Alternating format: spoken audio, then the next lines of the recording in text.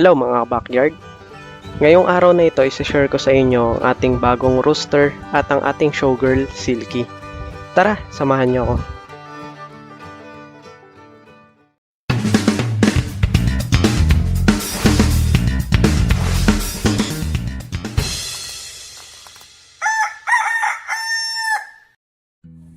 Pero bago ang lahat, don't forget to hit subscribe and click the notification bell para ma-notify sa mga future contents natin.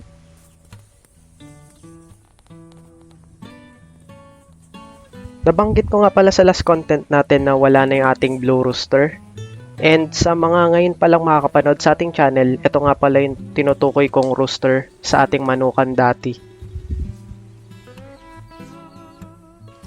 Sobrang ganda niyan mga ka-backyard. Binili ko yan nung Pasko 2022 at 5 months old pa lang siya nun. And this year, unfortunately, namatay siya nung August. Bigla na lang siya nalumpo din after 3 days namatay. Kaya napilitan ako na iswap yung isa sa ating mga inahin para sa isang rooster. At yung rooster na yun yung ibibida natin ngayon. Ito nga pala yung bago nating rooster. Sa mga nakasubaybay sa ating vlog, medyo familiar yung gantong itsura. Kasi yung una nating naging US Silky rooster ay ganito rin yung itsura. At ito yon, i-share ko sa inyo.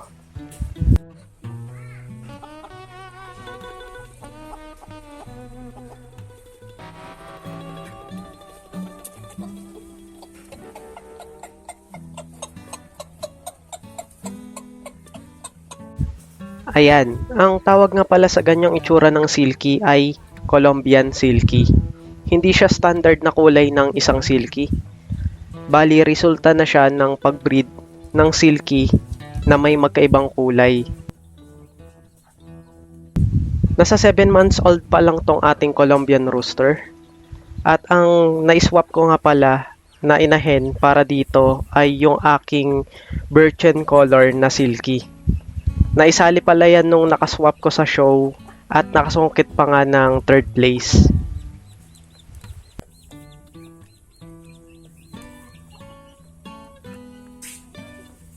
Sa ating manukan ngayon, meron tayong breeder na 4 hens at isang rooster. Bali, nagdadalawang isip ako kung bibili pa ng isang rooster or ng isa pang hen. Meron nga pala rin tayo dito na dalawang pullet hen na showgirl silky or yung tinatawag na naked neck silky. Sa pagkakaalam ko, na-achieve yung ganitong breed by breeding yung silky at yung turken chicken.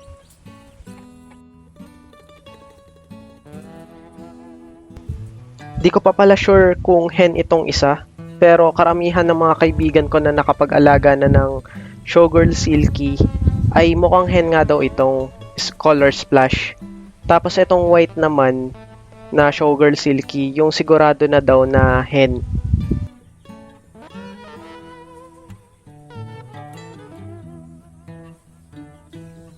Sana makapagparami tayo ng ganitong breed. Pala ko pa sana magdagdag pa ng showgirl silky kahit mga 1 to 2 months old lang. Medyo may kamahalan din kasi yung bentahan ng breeder age nito.